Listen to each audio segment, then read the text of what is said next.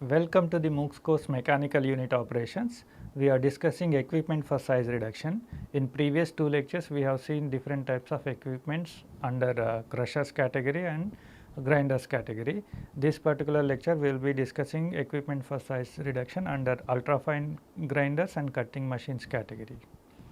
So, let us start with for the case of ultrafine grinders. So, in general what happens, commercial powders need to have particles in the range of 1 to 20 microns on the average. Sometimes particles may have a slightly oversized compared to the 20 microns, but almost all particles should pass through 325 mesh screen having opening of 44 microns in general.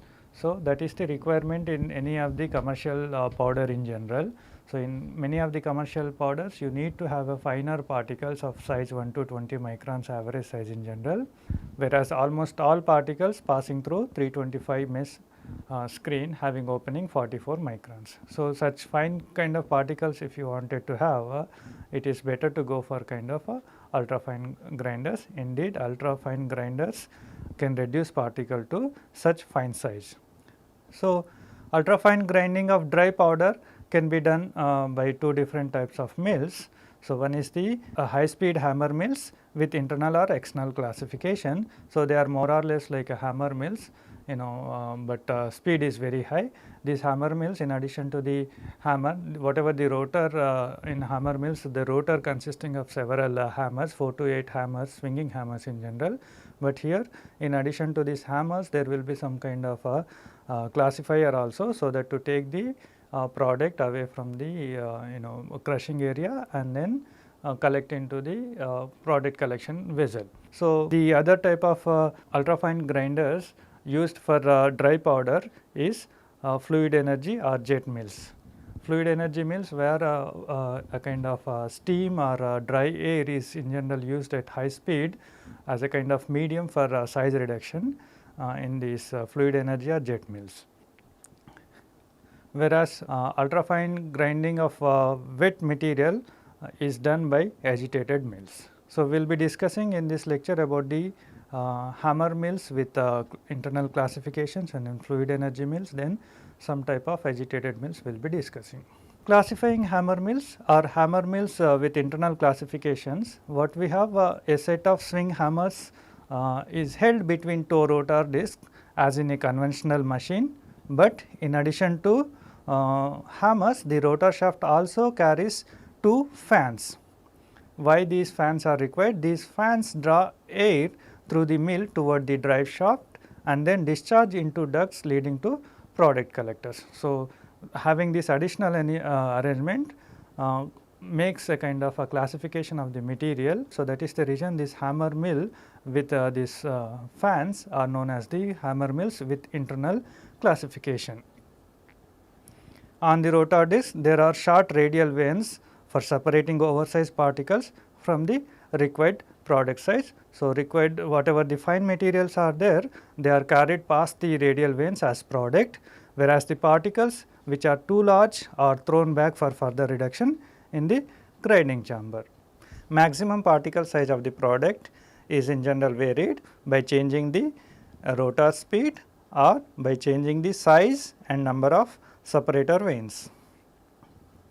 The capacity of these hammer mills with internal classification is in general 1 to 2 tons per hour, producing the product of average size 1 to 20 microns in general, whereas the energy requirement is 40 kilowatt hour per ton of the product.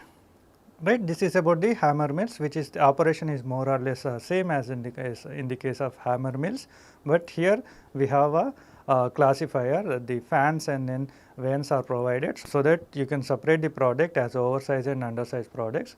undersized products can be taken as a kind of product, oversized material can be fed back to the crushing chamber for further classification. Otherwise, rest of the operation is quite similar as in the hammer mills, as that we have already discussed. The classification, the separation of the product as the oversized and undersized is done by the fans and separating vanes which are mounted on the rotors. Then fluid energy mills, actually this is done by the size reduction is done by the high speed fluid medium, in general taken as a kind of fluid medium like steam or dry air is generally taken at high speed. So, this medium is passing through the particles, so then fluidizing the particles also, finer particles also. So, there will be attrition amongst the particles as well as the particles coming into contact with the walls of the container or the walls of the equipment, then also attrition takes place and then size reduction takes place.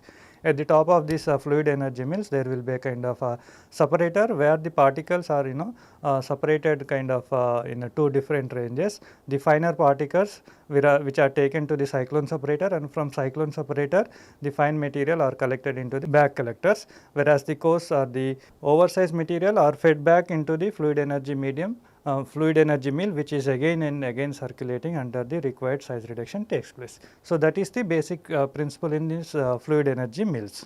Particles are suspended in a high velocity gas stream in these fluid energy mills, and then gas flow in a circular or elliptical path, that is depending on the design of the fluid energy mill that we have, the gas flow may be circular or in elliptical path. Gas flow may act as jets which rigorously agitate the fluidized bed. Fluidized bed is consisting of the particles which are to be size reduced, which are to be crushed, or the size of which are need to be reduced to further smaller fine sizes. Okay. So, the whatever the gas flow or the steam is there, that will be acting as a jet which will be rigorously agitating the fluidized bed of solid particles which are to be reduced. So, because of this agitation, there will be a kind of attrition amongst the particles. There will also be attrition between particles and then walls of the container. So, the further reduction of the particles takes place. Some reduction may occur when particles strike or rub against the walls of the confining chamber, but most of the reduction is caused by interparticle attrition only. Internal classification keeps the larger particles in the mill until they are reduced to desired size. Suspending gas is usually compressed air or superheated steam admitted at 7 atmosphere through energizing nozzles. So, we see now a schematic of a fluidizing energy mill. So, here we have a kind of elliptical fluidizing energy mill like kind of thing. What happens here? We have a kind of tube kind of thing. The tube is having between size 25 to 200 mm in general, right. So, whatever the feed that we have, that passes through this feed container from here, and there is a kind of a venturi injector here, so that the feed flow rate can be controlled, that has to be passed through this fluidizing energy medium. So, air or the steam is coming from here, right. Here we can see there are a kind of nozzles. These nozzles are known as a kind of energizing nozzles which provide higher speed for this the air or the fluidizing medium that is coming in. So, moment they come with very high speed as a kind of jet. So, whatever the particle coming down from the feeder from here, so those particles will undergo some kind of reduction here. So, primarily this reduction is because of the attrition between the particles, and then that attrition is causing because of the fluidization caused by this high energy jet gas streams coming as a kind of jets here. So, the primary reduction takes place in this area. So, that is the reason the chamber, whatever this chamber is there, that is known as the reduction chamber. Primarily the reduction takes place in this reduction chamber. Okay. So, the particles, the air stream flows like this and then comes down like this. It makes a kind of circulation within the equipment like this, but at the top we have a kind of a classifier outlet as well. So, because of this one, material and spent fluid outlet is taken out from here. The classifier outlet, what it does, it separate the particles into the undersize and oversize. undersized particles are taken to the classifier or a cyclone separator from there, and then from cyclone separator the particles are collected in a bag collectors, whereas the oversized particles are coming down again here, and then they will continuously undergo kind of a size reduction until the average size of the particle becomes less than the required size. Okay. So, this is the schematic of the fluid energy mill, and then this is in general a kind of a operating procedure. So, it consists of grinding chamber, which is an oval loop of pipe 25 to 200 mm in general. This oval loop pipe is having 25 to 200 mm size. Feed enters near the bottom of the loop through a venturi injector. Classification of ground particles takes place at the upper bend of the loop. A gas stream flows around this bend at high speed from the bottom. Coarser particles are thrown outward against the outer wall, while fines congregate at the inner walls. Okay. So, the fines are which are passing closer to the inner walls, they will be coming towards the classifier here, and then the required separation takes place, whereas the coarser particles are in general moving towards the outer wall, and then they will be coming back for a kind of a further reduction along with the fluid in a kind of oval path, because this chamber is in a kind of oval shape. Discharge opening in the inner wall at this point leads to a cyclone separator and a bag collector for product as explained. Classification is aided by complex pattern of swill generated in the gas stream at the bend in the loop of pipe.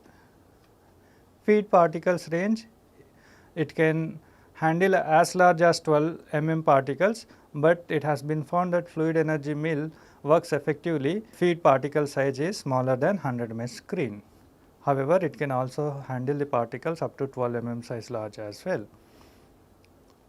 Fluid energy mill capacity is 1 ton per hour of non-sticky solid in general, and then product range, it can be ranging between 0.5 to 10 microns in diameter.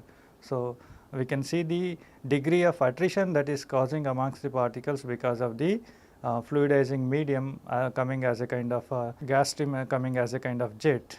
Okay. So, we can see that almost up to the particles up to 12 mm are also being reduced to size of 0.5 to 10 micron size. So, such high is the attrition in this kind of fluid energy because of the high speed jet that is circulating within the grinding chamber.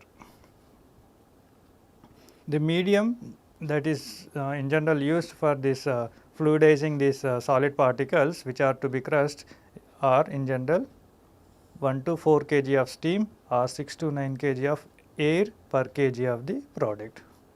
This is about the fluid energy mill. So, now we go to the agitated mills. Agitated mills are a kind of small batch non-rotating mills containing solid grinding medium. Grinding medium in general consists of balls, solid elements such as balls, pellets or sand grains. These mills are in general vertical vessels having capacity 4 to 1200 liters, filled with a liquid in which the grinding medium is suspended. The liquid has to be non-reactive and non-corrosive. The charge is agitated with multi-armed impellers. Whatever the feed along with the grinding medium that along with a liquid that is agitated with multi-armed impellers, so that enough agitation takes place. There is also reciprocating central column which vibrates the vessel contents at about 20 hertz. Concentrated feed slurry is admitted at the top and product along with some liquid is withdrawn through a screen at the bottom. And these agitated mills are in general found to be useful in producing particles less than 1 micron size. Next, colloidal mills. Colloid mills are in general a kind of homogenizers rather than size reduction equipment. They will be doing a kind of homogenization. What happens in general, particles are agglomerated or clustered loosely in general. Lightly clustered particles or agglomerated particles are there, they may be forming a kind of bigger lumps. So, those kind of particles may be disintegrated and a kind of homogenization may take place. In this colloidal mill, what we have in a kind of a stationary casing would be there, and then there will be a kind of a rotating disc would be there. So, this the gap between this casing and then disc is in general very small, like it is in between 1 to 25 microns, right. So, the feed comes in between, trapped between these thing, that will be homogenized into a kind of individual particles. Whatever the clusters are there, they will be disintegrated and then a kind of homogenization takes place. That is the basic principle of this colloid mills. Intense fluid shear in a high velocity stream is used to disperse particles or liquid droplets to form a stable suspension or emulsions. In general, these kind of mills are used for pharmaceuticals, like preparing the suspensions, etc. Final size of particles or droplets is usually less than 5 microns. Often there is a little actual size reduction in the mills. As I mentioned, there is kind of almost negligible kind of reduction there in the particle size, but there is a kind of disintegration of the clusters or the agglomerates. Principal action in the disruption of lightly bounded clusters or agglomerates, that is the principal action that is taking place in colloid mills, that is they will be disrupting the lightly bounded clusters or agglomerators so that by disintegration a kind of homogenization of the suspension takes place. In general, syrups, milk, purees, ointments, paints and greases are typical products using colloidal mills. The chemical additives are often useful for stabilizing suspensions as well.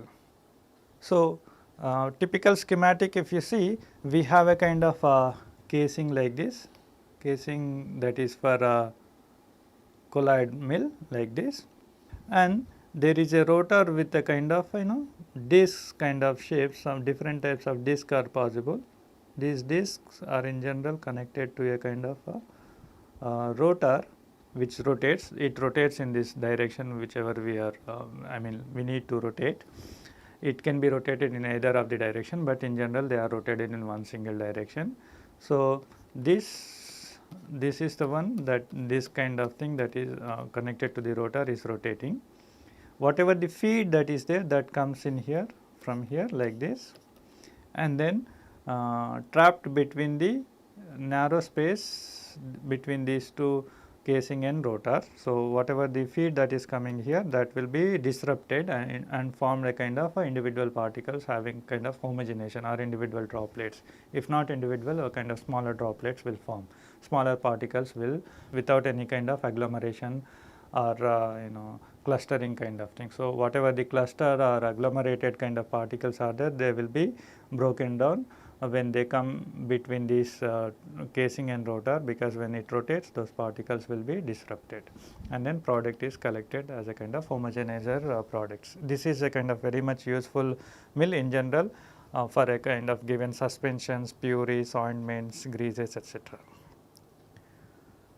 So, the feed liquid is pumped between closely spaced surfaces, one of which is moving relative to the other one at speeds as much as high 50 meter per second or more. So, the speed is very much high in general, because that is required, because these particles, though they are clustered or agglomerated, the size is not very high, maybe 20 to 30 microns or something like that, and then you need to do the disruption of those clusters so that you can have a kind of particles or droplet less than 5 microns or something like that. So, you need to have a kind of very high speed in this case, and then because these surfaces are almost touching to each other, the gap is very much narrow.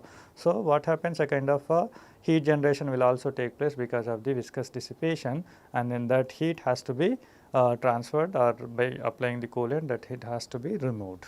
Otherwise, the product properties may be affected, because these products in general, these purees, syrups, etc., ointments, etc., are heat sensitive products. In some design, liquid passes through the narrow spaces between a disc shaped rotor and its casing. The clearance is adjustable down to 25 microns. The gap between this casing and then rotor can be reduced to as smaller as 25 microns, that is, they are almost touching to each other. Often cooling is required to remove the heat generated in this kind of colloid mills.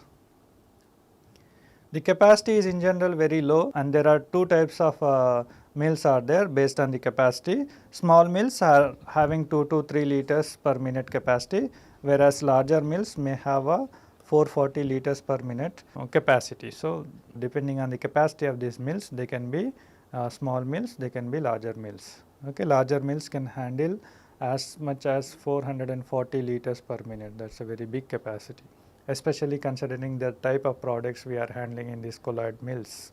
So, that is about the ultrafine grinders having for dry and then wet products. For dry products, we have to use the hammer mills with internal classification or external classification or the fluid energy medium.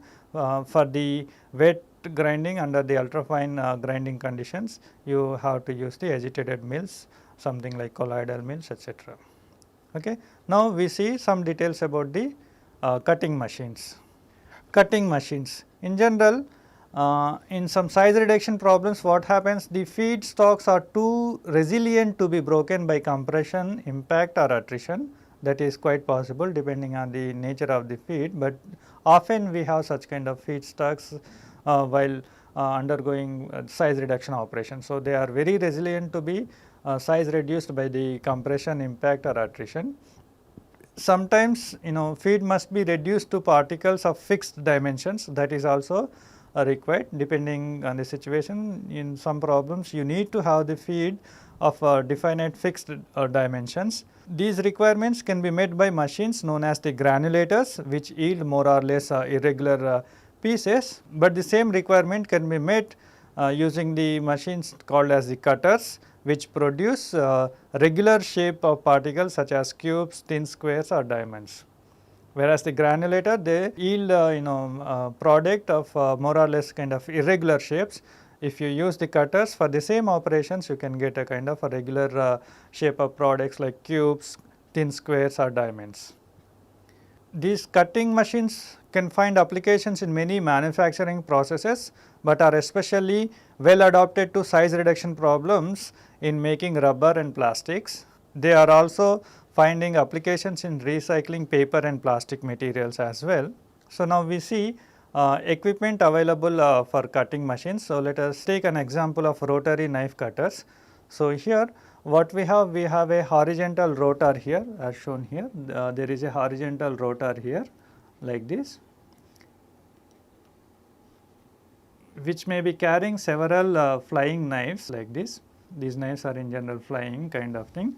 So, whatever the feed that is coming in from here, that will be undergoing a kind of size reduction by this flying machine. So, this size reduction, this cutting is taking place until and to a kind of desired size. So, they will be continuously undergoing a kind of a size reduction because there is a screen at the bottom at the discharge. So, whatever the specified size is met by the size reduction, those particles are undersized particles are taken to the discharge, whereas the oversized particles they will be inside the machine only, and then they will be further undergoing size reduction by these flying knives. So, that is the basic principle in this rotary knives.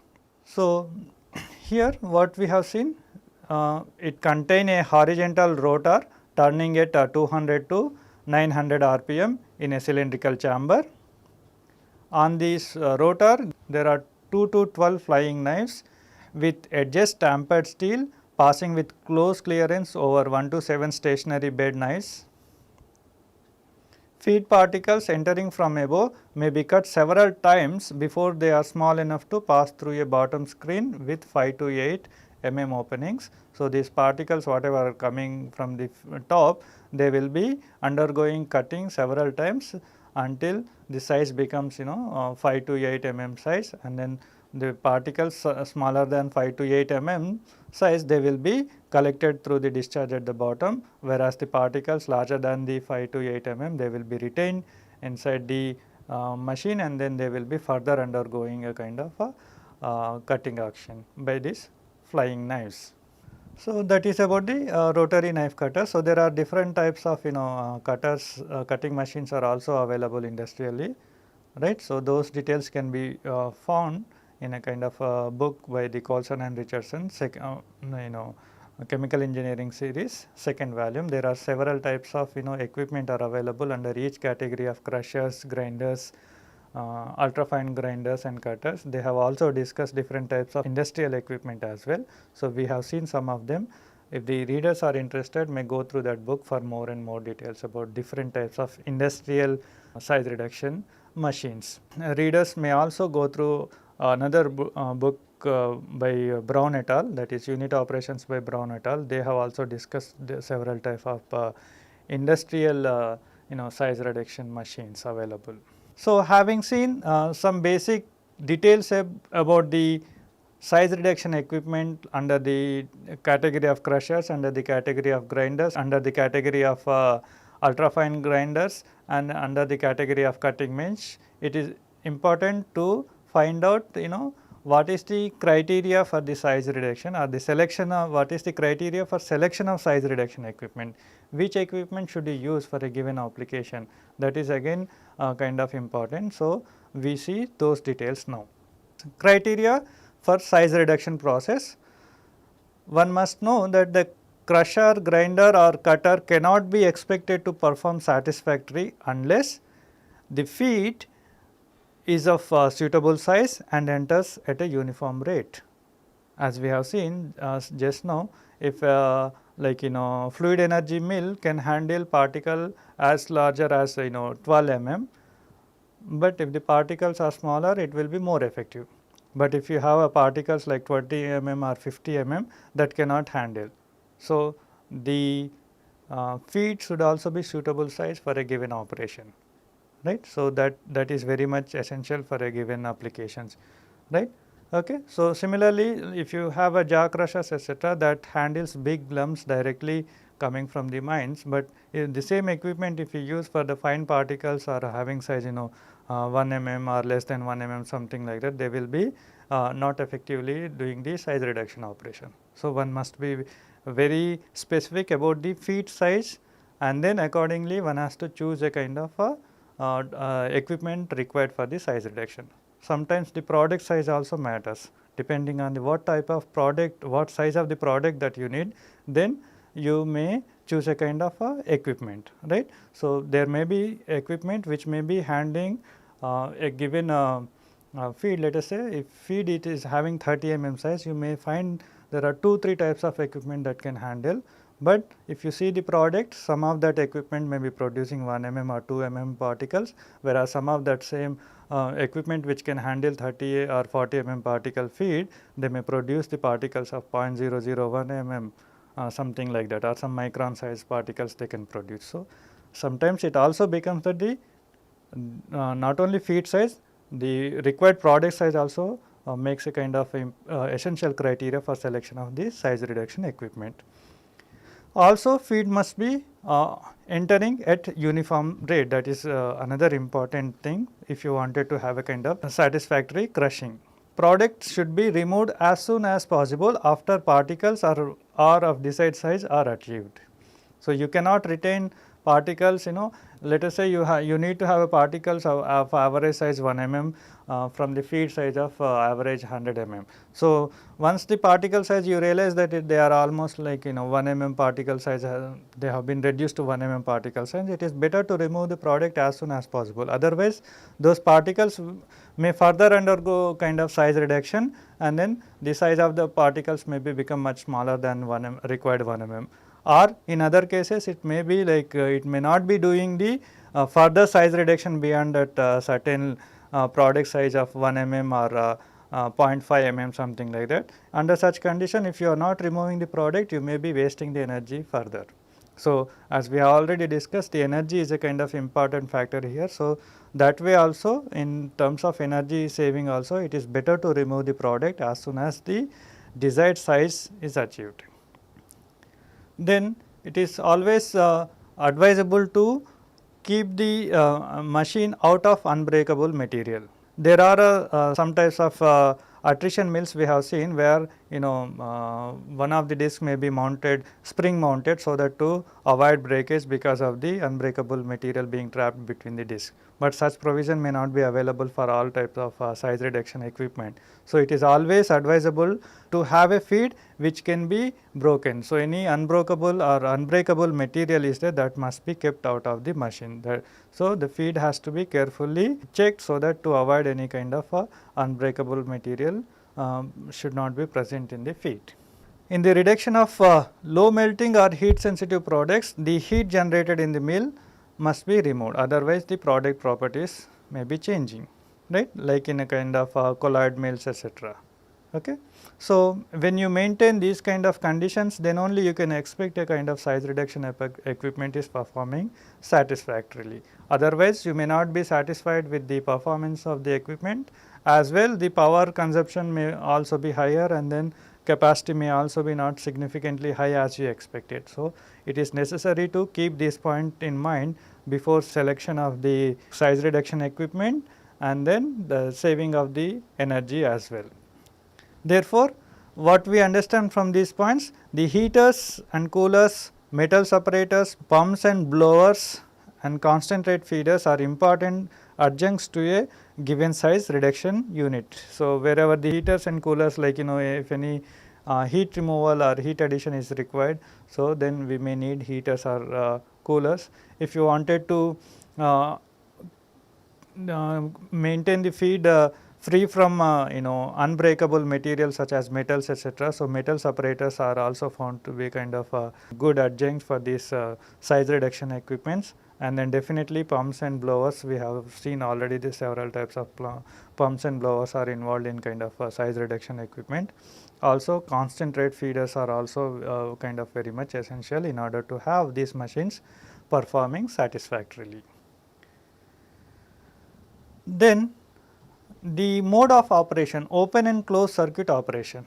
If the material, if you feed material you have taken in a mill, and then you have done a kind of size reduction, and then whatever the material that is coming as a kind of product, you directly take out without being separating them as a oversize, undersize, then you can say that a kind of a open circuit operation. That is, you do not product whatever is there, you are not classifying into the different sizes, and then you are not sending back the oversized material to the mill for further reduction, then you can say that is a kind of open circuit operations, right. But in general, it is most of the mills run in a closed circuit mills, where the power savings is also kind of important factor. So, what you do, you do a kind of size reduction equipment, then you classify the product into the oversize and undersize. Undersize you may be taking as a product, oversize may be sending back to the mill for further reduction.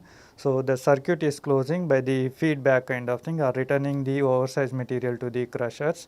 So, that way those kind of mills we call as a kind of closed circuit operations. That is the only basic difference between the open and closed circuit operation. In the open circuit operation, there is no returning of some of the product to the crushers for the further reduction, whereas in closed circuit operations, there is a certain amount of material from the product which is oversized is sent back to the crushers or mills for further size reduction. So, that is happens in the closed circuit operations. So, a kind of recycling is there in the closed circuit operation, whereas in the open circuit operation there is no recycle kind of operation. Now, we see some of these details about them. The mill is said to be operating in open circuit if no attempt is made to return oversized particles to machines for further reduction. So, if you are not making any attempt to return oversized particles to machine for further reduction, then you can say such kind of mills are operating under open circuit conditions. This may require excess amounts of power in general. Why? Because sometimes because of much of energy is wasted in grinding particles that are already fine enough. Because what happens when you do a size reduction operation in a given mill or crushing equipment, or in a size reduction equipment, after a certain time of operation, the satisfactorily the product is more or less of satisfactory size as per the equipment restrictions, feed and product requirements. So, but then in such case, if you are not separating the undersize, you are unnecessarily wasting the energy for the material which is already sufficiently fine enough. So, that way it is not going to be helpful anyway. So, it is often economical to remove partially ground materials from the mill and pass it through a size separation device. Undersize may be taken as product, oversize may be taken as a kind of return to the recycle to the size reduction chamber for the further size reduction. This way, you know, what we can have, one can save the energy as well as the specific size, product size requirements can be maintained. If not exactly uniform, the product size distribution may be very narrower in the case of a closed circuit operation, but in the case of open circuit operations, the product size may be broader. The distribution of the product may be broader, whereas in the closed circuit operation, since the undersize are separated, oversize are sent back for the further reduction. So, the further reduction will take place, and then more or less final product after the end of the operation, we may have a kind of narrow product size distribution in closed circuit operations.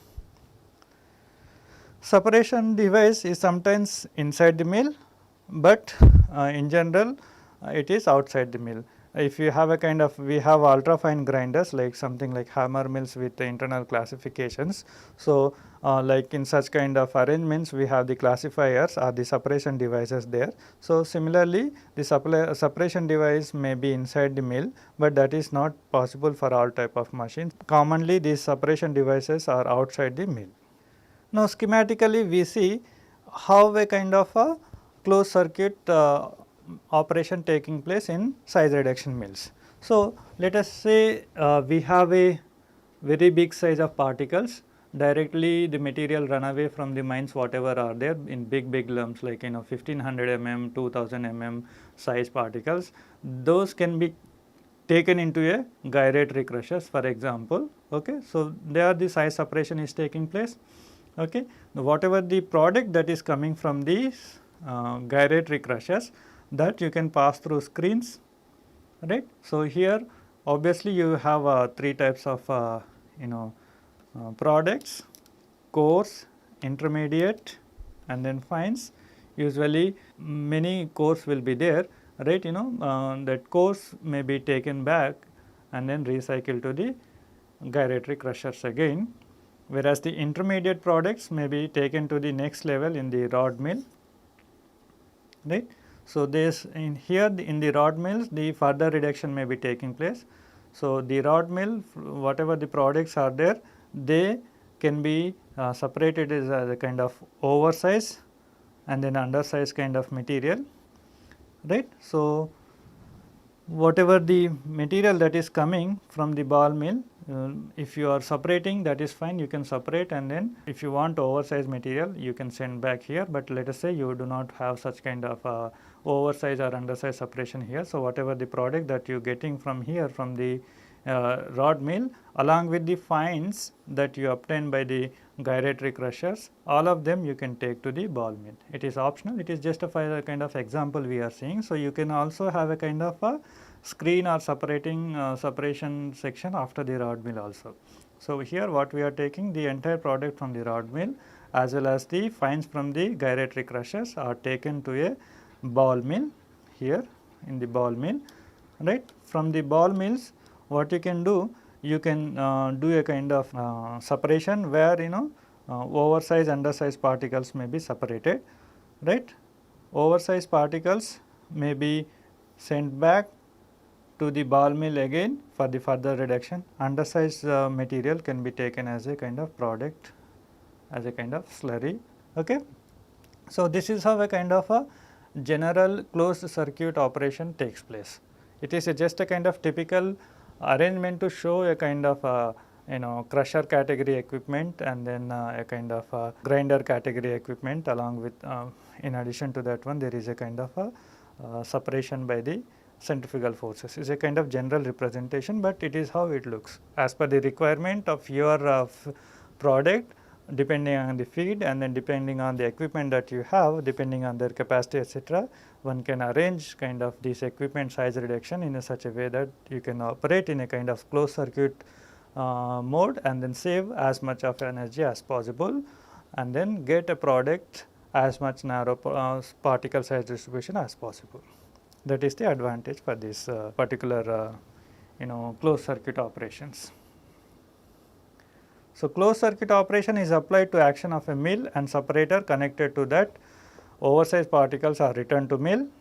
Energy must be supplied to drive the conveyors and separators in a closed circuit operations or closed circuit systems. In general, what happens in a open circuit system, there is no requirement of energy supplying to the conveyors or separators etc. But here in the case of closed circuit operations, we may need to provide additional energy for this operating of for these conveyors and separators.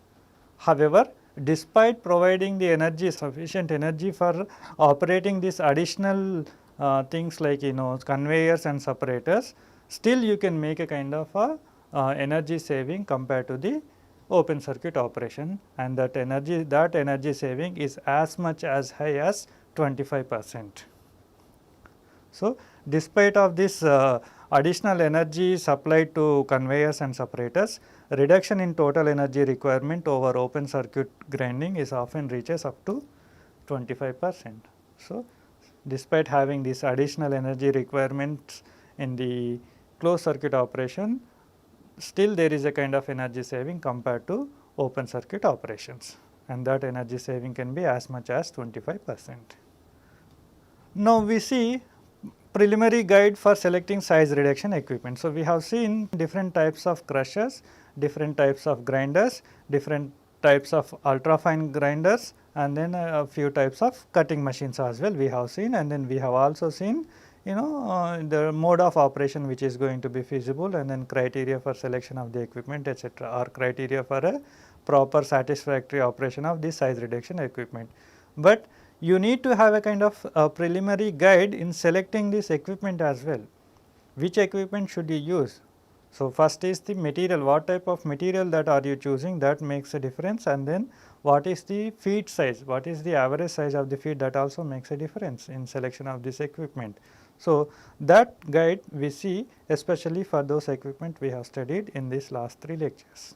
So, here what we have a table which gives details about the name of the equipment, what is the maximum feed size this equipment can handle, and then what is the minimum product size that you can expect from this kind of equipment, and then what is the capacity in tons per day, and then where are the applications that you find for this kind of equipment. So, first equipment that we have studied is jaw crushers. The maximum feed size it can handle up to 1500 mm, and then minimum product size it can produce up to 150 mm. It can have the capacity, wide range of capacity, less than 1 ton per day to almost 1000 tons per day. It can handle wide range of capacity, and then applications in general we can find in any metallic and non-metallic minerals industry. Next one we have gyratory crushers. It can handle maximum feed size as much as 2000 mm, and then it can produce minimum product size as much as 300 mm. The capacity is in general very high, more than 1000 tons per day.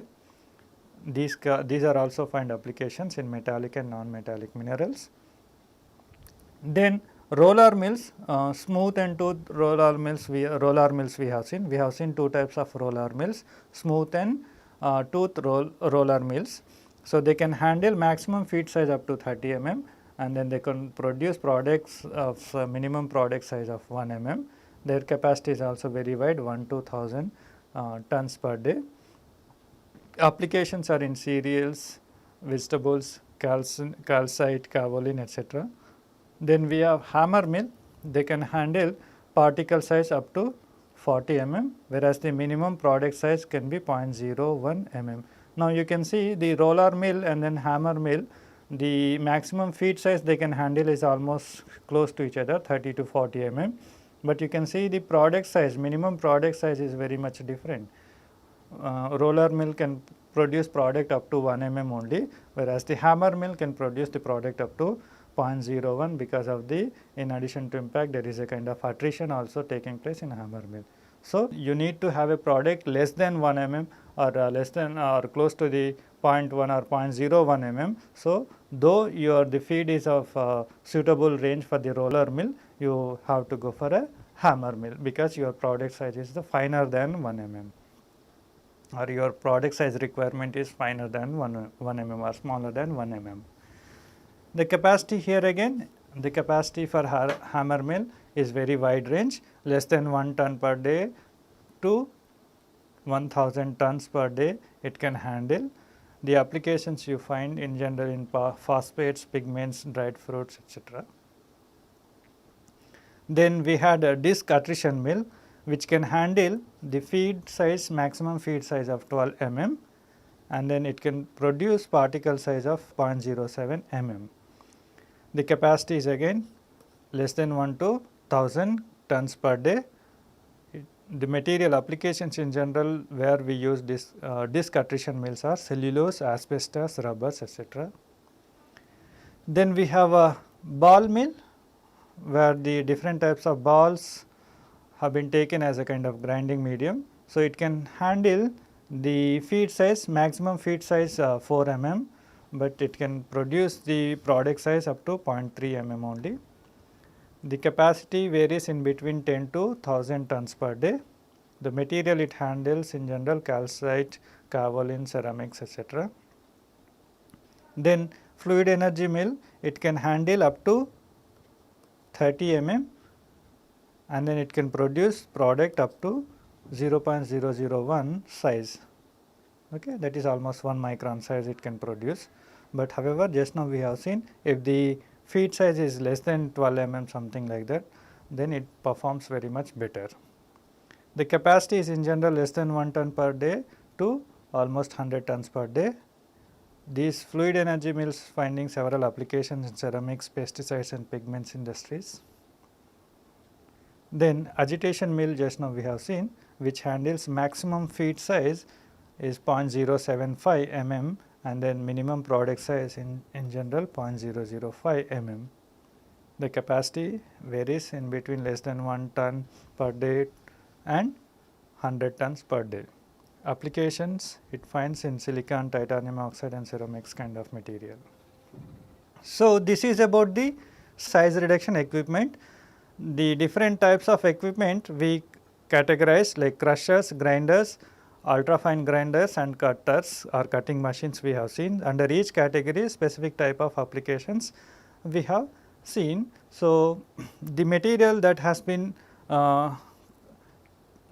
discussed in these 3 different lectures covering variety of size reduction equipments have been collected from these reference books McCabe, Smith and Harriet, that is Unit Operations of Chemical Engineering.